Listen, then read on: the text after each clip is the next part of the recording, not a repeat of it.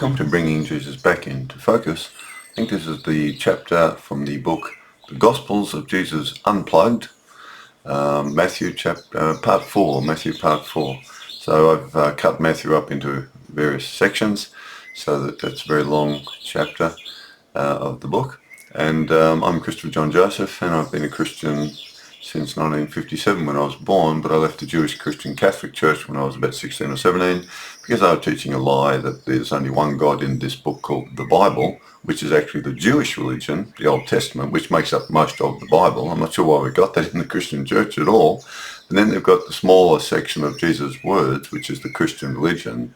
Then they've got this other false book called the Book of Revelation, which is the book of Daniel from the Old Jewish Testament, though they've stuck a bit of the old Jewish religion at the end of Jesus, making out he's coming in the clouds to kill and destroy and apocalyptic stuff. And that's Satan coming in the clouds, not Jesus. Jesus can't do that because he doesn't do those things, and neither does the God of Jesus.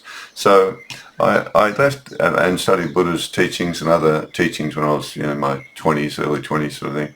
Really loved sort of looking into all the different spiritual faiths of the world, but I was only looking for the non-violent, loving ones. So Buddha and Jesus were the two greatest pacifist teachers two of the greatest we've ever had. And of course the pacifist Christian message of Jesus was destroyed around the time of Emperor Constantine by the corrupt church leaders. So this is the book which is now published today. It's March the 11th. And the book is available worldwide. It's the Gospels of Jesus Unplugged. So I'll get straight into it. As I say, I'm not a Jewish Christian. I never have been. Yahweh to me is a two-headed God, not a singular God. It's a dualistic religion, the Jewish religion. And it's quite simple for me because I'm just Christian. So I've only seen Jesus as love and non-violence. So again, it's quite simple for me to talk about him in ways which Jewish Christians cannot do because they've been brainwashed into the Jewish religion, God Yahweh. And that's not the divine source of love that Jesus was at one with. This is the book. I'll just read the back of the book so you have an idea of these are the Gospels. These are the Gospels, but just the way I focus in on him. Jesus taught we can all experience an inner spiritual awakening if we search for it. He called this the treasure hidden in the field of earth or flesh. This is our eternal spiritual identity, empowered only by the loving spiritual life force of our loving spiritual Creator. Our bodies of flesh are only temporary and empowered by earthly things, and all flesh dies. Only our spiritual body and soul mind of love lives on to come into the presence of our loving Creator to reap as we have sown. His teachings and spiritual way of love and non-violence can help awaken us all into a new spiritual life here on earth, leading us to the heavenly spiritual world of love after death. Jesus taught we all have two different bodies with us in one. And he said that the spiritual body, being eternal, is the most important to be healthy and well in spirit. He provides us with the spiritual instructions to follow and become at one with, to be awakened and transformed into spiritual children of light of our loving spiritual Creator in heaven. We then help awaken other children to become spiritual and bring peace and heavenly love to earth for all in need. These translations of the Gospels of Jesus remove the Jewish overlays and distortions placed over the universal teachings of Jesus and spiritual way of non-violence and love. Our mortal minds change from being dualistic into singular minds, viewing all things through the eye of love. Jesus said, if your eye is single, you will be filled with light, but if dualistic and divided, you will be filled with darkness. Jesus said not to mix his new spiritual way of understanding our loving Creator with the Old Testament dualistic God of the Jews, or you will lose the understanding of the one true loving spiritual Creator of our spiritual lives, and not realize who you really are as her spiritual children of only love on earth. These Gospels help focus his message of the loving way to reach the heavenly spiritual world from earth. And there's the contents of the book. We're up to the chapter 10 Matthew, I think it's part 4, and the first 5 chapters I've brought together sayings about our loving spiritual Creator, or his words save us, He taught us we have two bodies, children of light and faith. I've collected the sayings from the various Gospels to consolidate them into one chapter, to make his message about that we're children of light, we're spiritual children, we've got two bodies. His words save us, not his blood.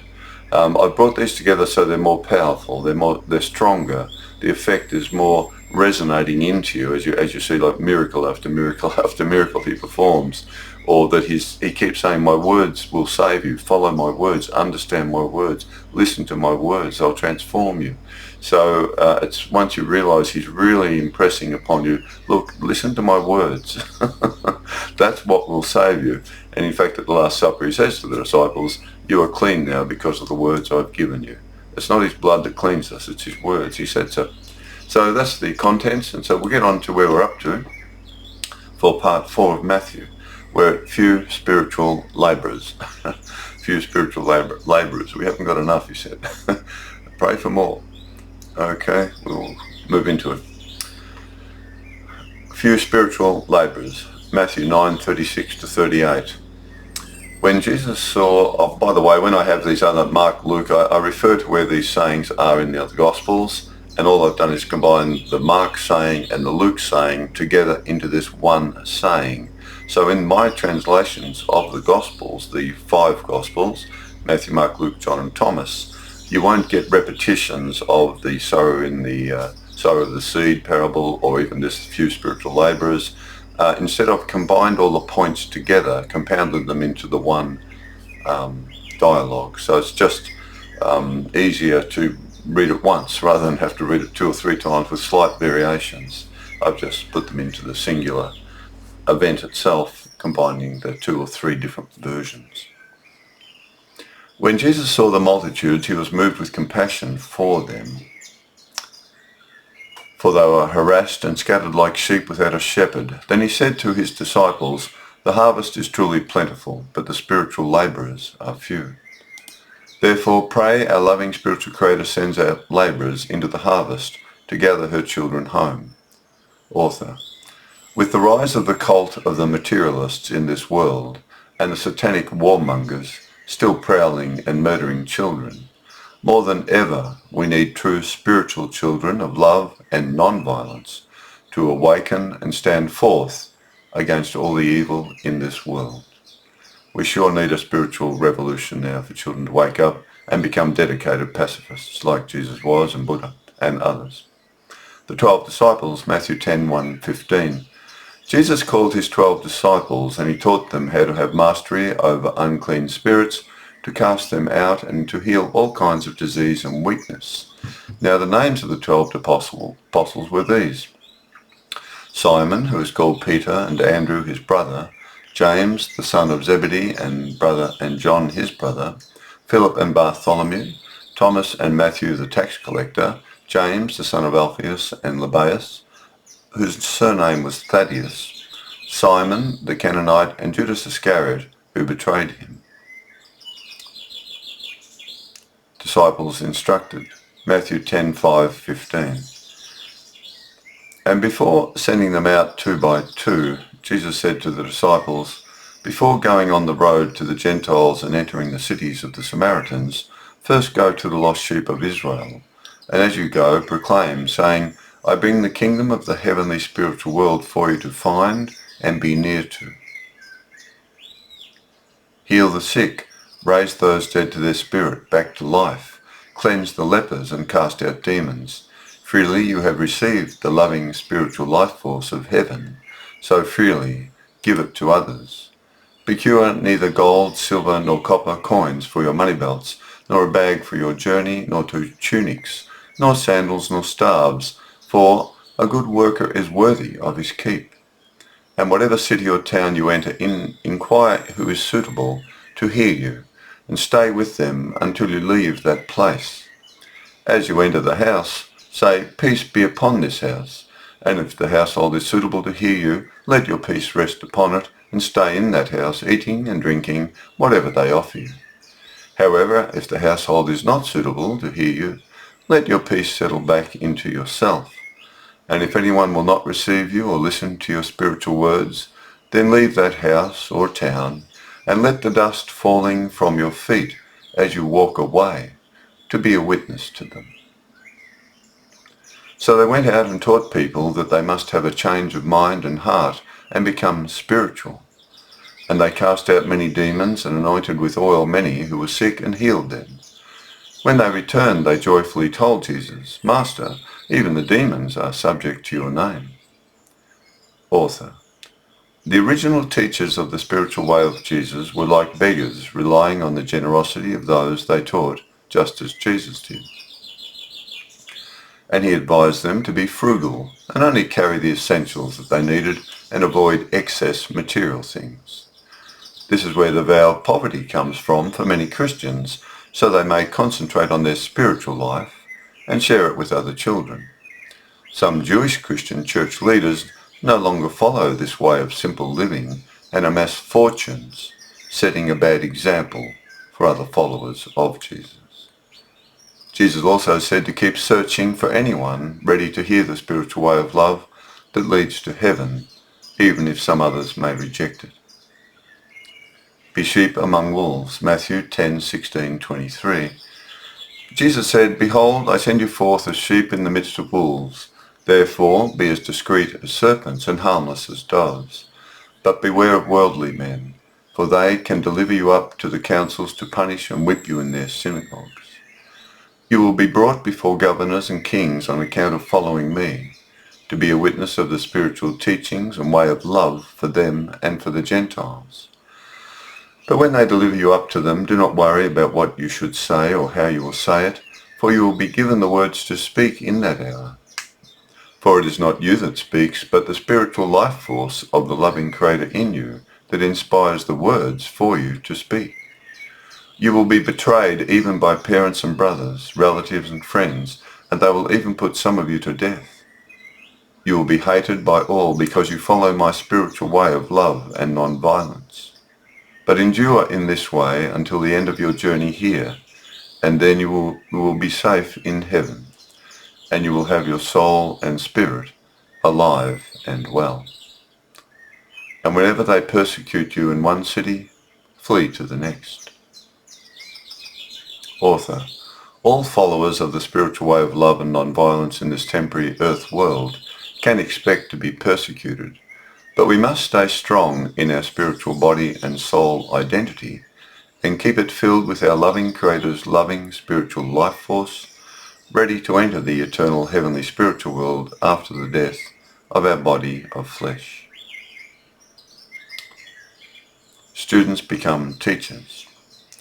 Matthew 10:24-26. Jesus said, "A disciple is not above his teacher, nor a servant above his master.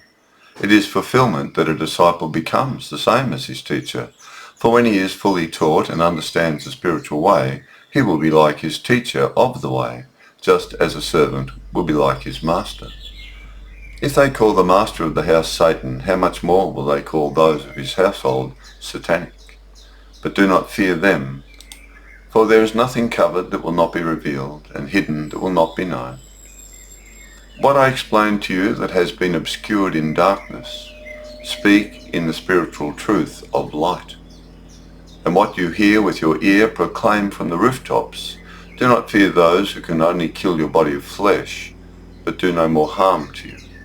But rather fear sin, that can destroy both your body of flesh and also lead your spiritual body and soul into outer darkness, tormented by being separated from our loving Creator in heaven by your own wrongdoing." Thomas 5.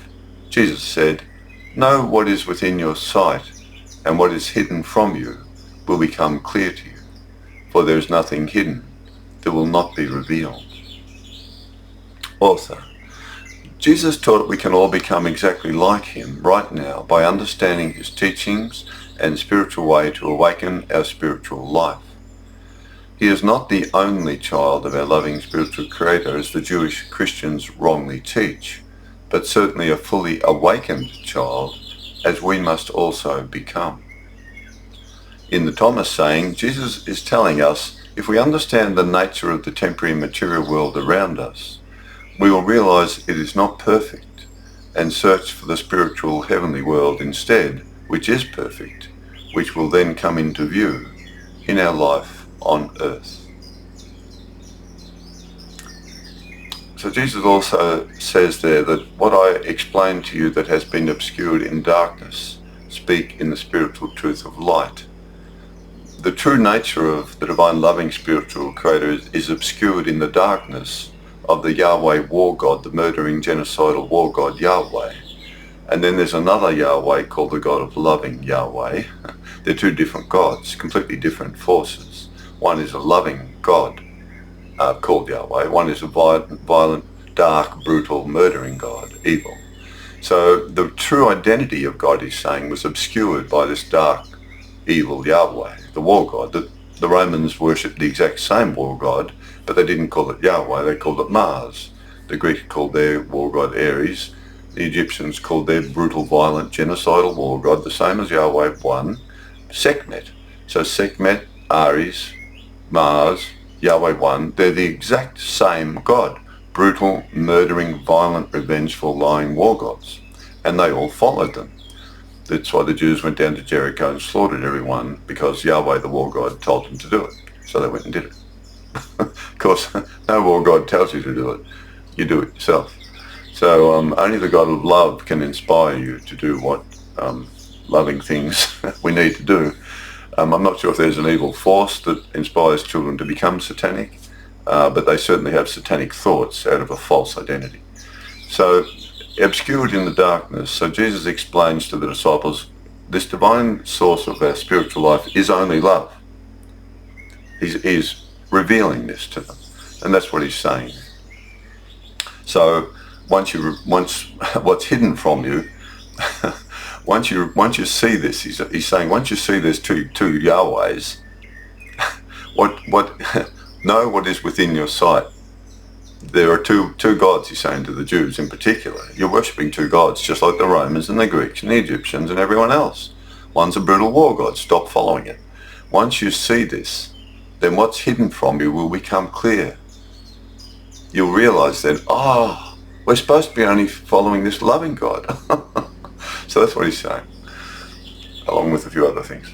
Those who know me, Matthew 10:32-33. Jesus said, whoever acknowledges me and lives out of my spiritual way of love and non-violence before men will be acknowledged and known in heaven by me, our loving Creator, and the angels in heaven.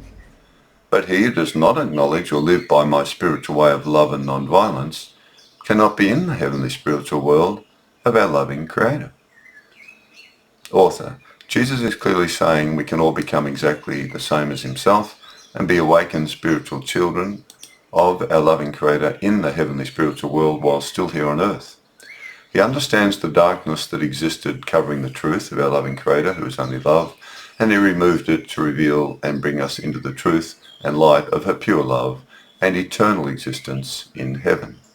He also warns us of the consequences of sin that can damage both our eternal spiritual life and temporary physical life. Others can damage our body of flesh, but only we can damage our spiritual life by performing wrongdoings or evil. Jesus challenges social identity, Matthew 10:34-39.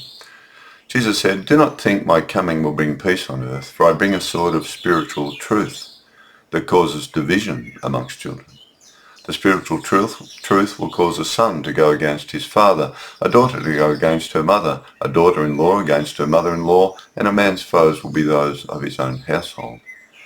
He who loves father or mother more than our loving spiritual Creator is not comparable to me, and he who loves son or daughter more than our loving spiritual Creator is not comparable to me.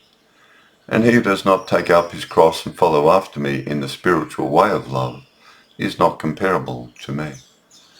He who finds only his earthly life of flesh will lose it, but he who loosens himself from his life of flesh by following my spiritual way and teachings will find his spiritual life. I came to cast the fire of spiritual light upon the earth, and I wish it were already a light. I have a baptism to undergo, and I must hold this all together until it is fully accomplished. Thomas, saying 82, Whoever is close to me is close to the fire, and whoever is far from me is far from the heavenly world. Author. The spiritual truth of the one loving spiritual creator that Jesus taught about contradicted the two-headed God Yahweh belief of the Jews. This caused serious division within the Jewish community between the believers of the old false dualistic God Yahweh and the new believers in the one true loving spiritual creator of Jesus. Jesus warns them they will face serious opposition from within their own social structure if they believe him. He also states we should hold our loving spiritual creator above all other loves, for she gives us all true spiritual life. And we must find and move into our primary spiritual identity by following his way, and not be overly attached to our physical body or social identity, which all end at death anyway. If we stay close to him and his way, we will be close to heaven. You represent me, Matthew 10:40-42. Jesus said, he who receives whom I send receives me, and he who receives me receives our loving spiritual creator who sent me. Each shall receive a compensation according to the extent of their belief and understanding. He who accepts me as a prophet shall receive a prophet's compensation, and he who receives me as a righteous man shall receive a righteous man's compensation. And even someone who gives you a cup of water because you are a follower of me and my way will also receive a compensation. But he who rejects you rejects me and my spiritual way of love. And he who rejects me rejects the way of our loving spiritual creator in the heavenly spiritual world. Author. Children see Jesus in different ways. Some have no interest in him at all. Some believe he was a good man, but nothing else. Some believe he was a philosopher who taught a good way to live, and others believe he was an enlightened spiritual child of our loving Creator in heaven. So as we see Jesus, so we shall receive a deeper insight into what he was really saying. The more you believe he had a spiritual way of awakening us into a spiritual identity that leads to another life beyond death, well, that's what you start to receive, this connection. But if you just think, oh, he was a good bloke, yeah, he's talked about some good things, but he was just ordinary, just an ordinary human. He just died, and that's the end of that. Well, you'll receive the idea that, well, he said some good things, so you don't get the spiritual connection. You miss out on that. So it depends to what depth you go into his spiritual teachings and contemplate them and meditate on them and awaken. They have to awaken you. Once you awaken, then you'll realize, wow, I really do feel different now. So the compensation depends on the degree that you go into the words, dive into the words. Take the words into you. He who drinks from my mouth, he said, will become like me. This generation is like, Matthew 11:16-17. Jesus said, to what shall I liken this generation? It is like children sitting in the marketplaces and calling to their companions, saying, we played the flute for you, but you did not dance. We mourned for you, but you did not lament.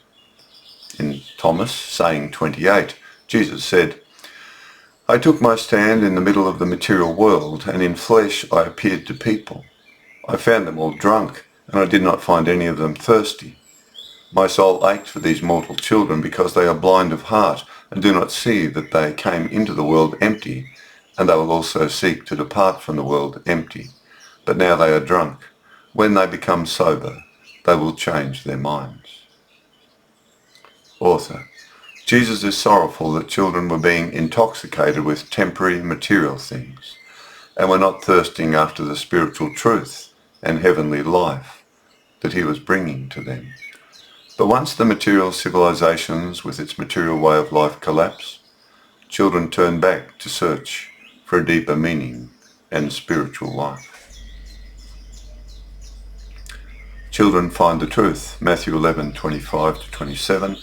Jesus said, I thank you, loving Creator of the heavenly spiritual world, that you have hidden these things from the clever and cautious ones, and have revealed them to simple little children. For in this manner your purpose comes before you. All things have been entrusted to me by our loving Creator, and no one knows the spiritual child of our loving Creator except the loving spiritual Creator. Nor does anyone know the loving spiritual Creator except her spiritual child, and the one to whom that child reveals her to. Blessed are your eyes that see what you have seen, for I say to you that many prophets and kings desired to see what you see and did not see it, and to hear what you hear, and they did not hear it. Author. Jesus sees this wisdom of our loving spiritual Creator guiding him to teach simple fishermen and ordinary people these profound spiritual truths, as they are not filled with their own self-importance. Jesus says that only awakened spiritual children will really know our loving spiritual Creator, and they can help others find her. He couldn't teach this to the scribes and the Pharisees and the rabbis and the learned, because they were brainwashed into the two-headed Jewish religion. So it would have almost been impossible for him to help them come out of that easily. But simple fishermen, simple housewives and workers in the fields who didn't have all the knowledge of the rabbis and all the rest of it, they could hear him say things that were quite different. You've heard it said, love your neighbour, hate your enemy. I say to you, love your enemies. Well, that is just stunning. I mean, the rabbis and the Pharisees wouldn't they'd abuse him for saying that. But simple folk would go, what's he saying? Gee, I've never heard anyone say that. Simple children would be more ready to receive it because of that they had a more simple understanding of the Jewish two-headed religion. So, and it's the way it works, of course. A child is more innocent than a learned, egotistical, brainwashed, false religious person. Take my yoke upon you. Matthew 11:28-30. Jesus said, come and follow me, all you who are wearied and heavy laden, and I will refresh you. Take my yoke and spiritual way upon you, and learn from me, for I am gentle and humble in heart, and you will find rest for your souls. For my yoke is pleasant, and my burden is light. Author. The spiritual way of love of Jesus refreshes our spirits and souls through receiving the loving spiritual life force from heaven to sustain our journey through this temporary material world and help us carry all burdens through the power of love. So although we're going to be challenged, although we'll have burdens, although we'll be perhaps robbed or attacked or persecuted, and the grief of death and loved ones dying or injury to our life, it's this beautiful connection to heaven. You might say we're yoked to the love of heaven. There is no suffering in heaven. There's no violence in heaven. There's no sickness in heaven. There's no death in heaven. It's eternal. It's a pure world of love. All the spiritual children who live there now and have always lived there and will continue to come there can only come there if they're children of love. So the yoke of heaven, there is no burden in heaven. That's the yoke we take on us now. That is, we're taking on the way of heaven now in this dangerous world. Doesn't mean we won't be hurt. We won't even suffer death and pain and suffering. But beyond is a world that has no suffering in it, providing we prepare ourselves by not causing suffering, certainly not intentionally, to anyone else, because they're the only children that are allowed into heaven. Plucking grain, Matthew 12:1-8. It's pretty straightforward and simple. Spiritual teachings have to be logical, intelligent, make perfect sense, but it's completely spiritual, so I can't provide material proof of heaven. But I know heaven exists, I just know it. So, and I've had certain signs and wonders given to me as well, as many of us do, to help us strengthen our faith. And his words make sense. Plucking grain, Matthew 12:1-8. One Sabbath, Jesus and his disciples were going through a grain field, and the disciples plucked some grain to eat. The Pharisees saw this and said to Jesus, look, your disciples are doing what is not lawful on the Sabbath. He replied, have you never read what David did when he and those with him were hungry, and entered the sacred house of Yahweh and ate the sacred bread there, meant only for priests, which is not lawful to do? If you only knew what I desire mercy, not sacrifice, means, you would not have condemned the guiltless, For I tell you, a greater sacred place exists right here in me, making the spiritual child of humanity master of the Sabbath. The Sabbath was made for man, not man for the Sabbath. Author: Jesus was not that interested in man's laws, but was referring to the loving spiritual life force of our loving Creator in his spiritual body that comes from the heavenly spiritual world, a far greater and sacred spiritual presence than any found in the temple of the two-headed God of the Jews, Yahweh. So the Jews are still caught up in their, ceremonies, and they'll punish you if you don't do the ceremony right or if you do the ceremony wrong, because the war god kills you if you do the wrong thing. Revenge. You don't do what Yahweh, the war god, says, he kills you. What do you think Adolf Hitler did or Putin does? They kill you. They're all war gods, evil war gods. But Jesus is saying, look, there's something more sacred right here, and you're talking to it. I'm filled with the loving life force of heaven. I'm not a building of temple and stone. I'm a real living temple. My body is a living temple of heaven's love in me. This is what's sacred, is the love of heaven. That's the sacred thing. Not the temple and not the bread and that you eat. Oh, don't eat the bread. Oh, don't wash. Oh, you didn't wash your hands or whatever. That means nothing compared to, have you got this beautiful, loving, spiritual life force in you? Or do you no longer have this spiritual loving life force in you? Are you devoid of it? Are you empty of spiritual life force? Well, you can only be empty of that if you've moved out of your spiritual body and spiritual soul mind of love and created a false identity with a false dualistic mind, all based on the brain and the imagination you have of the brain organ. And you create the big ego. I'm Vladimir Putin, the big egotistical murderer and gangster, and I can kill tens of thousands and bomb them. Look how powerful and strong I am. Well, let's see how powerful he's strong when he's like in his old age nursing home and he's filling his nappy full of excrement and they're having to clean him up. Let's see how strong he is then before he dies. That's if he lives that long, of course. And the same with Netanyahu and the other mass murderers, Hamas and Ukraine and Iran. All these satanic children are living out of a false identity, fake. They're liars. But they're lying to themselves, you see. They're a lie unto themselves. None of them are in their true spiritual identity that leaves and goes to the heavenly spiritual world, which is eternal. Instead, they're all going to get dragged down by the millstone of sin, you might say, when they try to cross the river between here and heaven, which is the river that's ever flowing, called the river of reaping what you sow. It's the ever flowing river. It's a spiritual river. Spiritual children can walk across it, just like Jesus could walk on the water, because they've got a living spiritual body of love. They can just walk across it.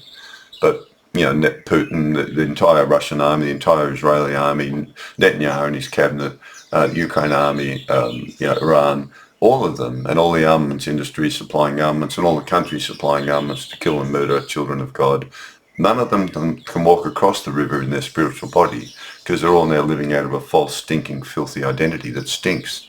So you can't go into heaven if you stink like that. And you're covered in death and death and death and death, layer after layer. I think the Jews have killed like 80,000 Palestinians. Hamas killed 1,200. I don't know how many Putin's killed. I don't know, 30, 40,000, 50,000. I don't know, 100,000. I don't know.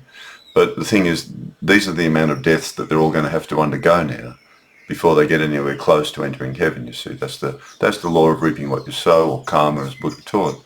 So we've got to feel very sad that they'll be screaming. See, that when you're in hell like that, you're alone. Netanyahu will be alone. Putin will be alone, screaming in filthy darkness. And the deaths he's caused, he'll be experiencing the death of that child, that woman, that man, that person whose legs were blown off their body, and their incredible fear and bleeding to death. He will be experiencing that in darkness, in hell. That is to say, a hellish burning realization. That's the really direct aspect of reaping what you sow, you might say. That's the direct version. I personally don't know how it works, but that would be the direct karmic consequence.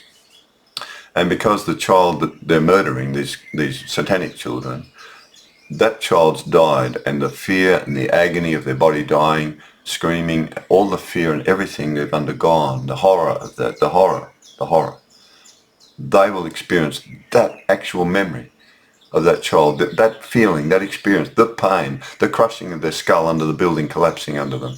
They will experience the bullet passing through their chest and slowly coughing up blood and dying and frightened and choking on blood and dying. They will experience that. Putin's going to experience that. Netanyahu, the entire Russian army, the entire Israeli army, they're all going to experience that in the burning, hellish experience. They have to, because that's what they created. The loving spiritual creator just reflects back what you have created to you, gives back to you. If you love children, the loving creator loves you.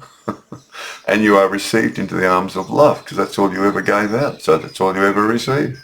When you meet her, you just receive love. And remember this, her love shines on the mass satanic, the mass murderers, the satanic children, the entire Russian army, entire Israeli army, Hamas, Iran, all these mass murderers, Ukraine.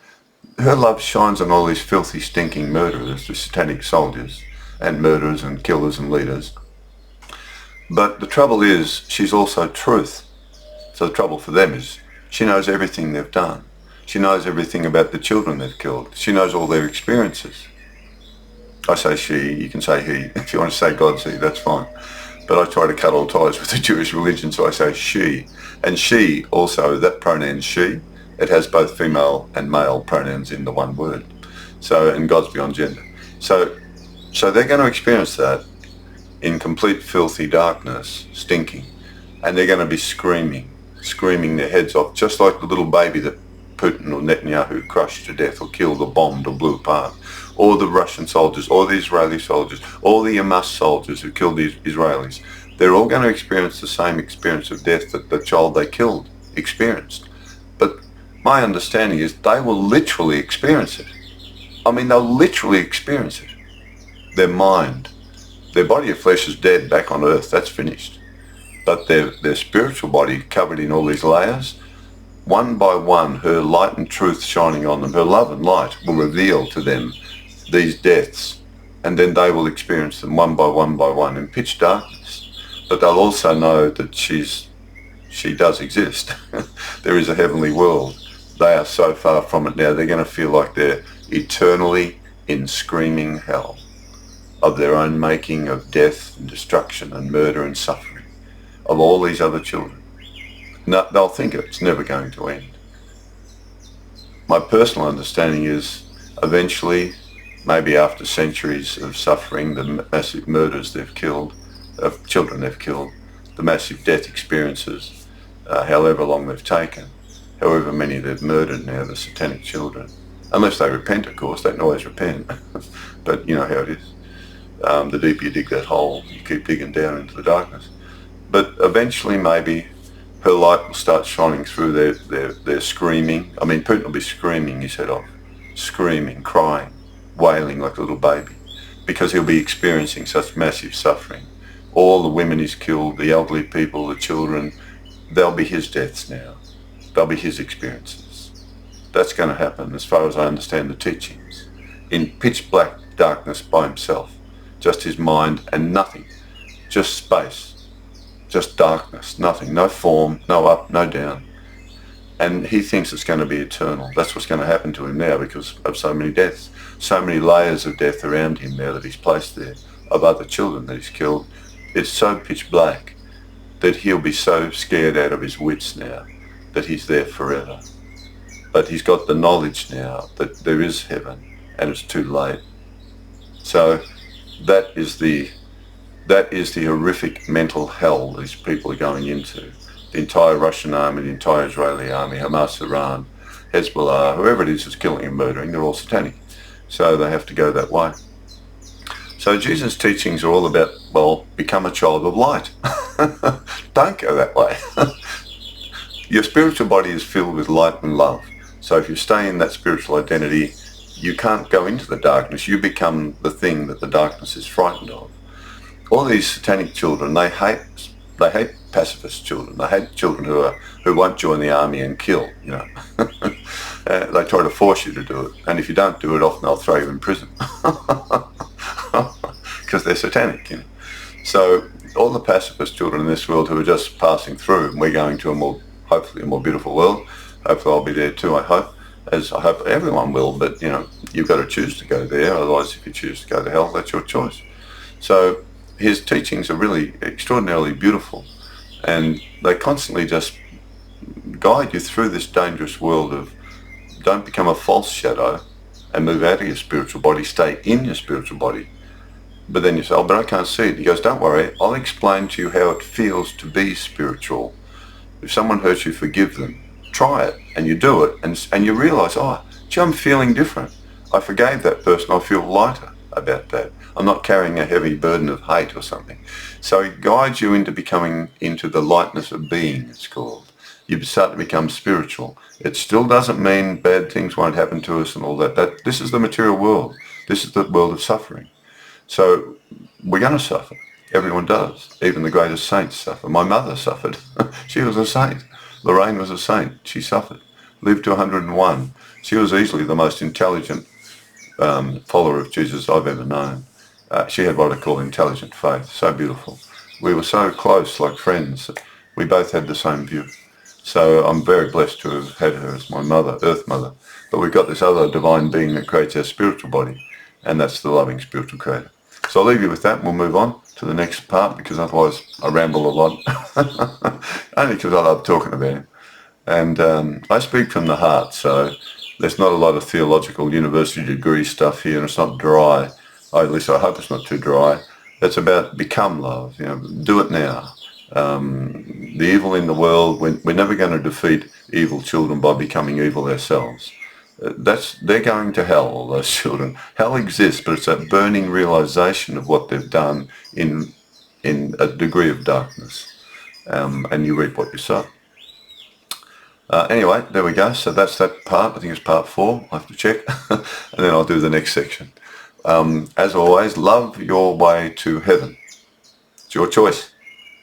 Or hate your way to hell. It's your choice. Jesus and the loving creator can't stop you either way. They can't stop you coming to heaven. Just love. They can't stop you going to hell. Just hate and kill. They can't stop you either way. They want you to come to heaven though. Beauty. Okay.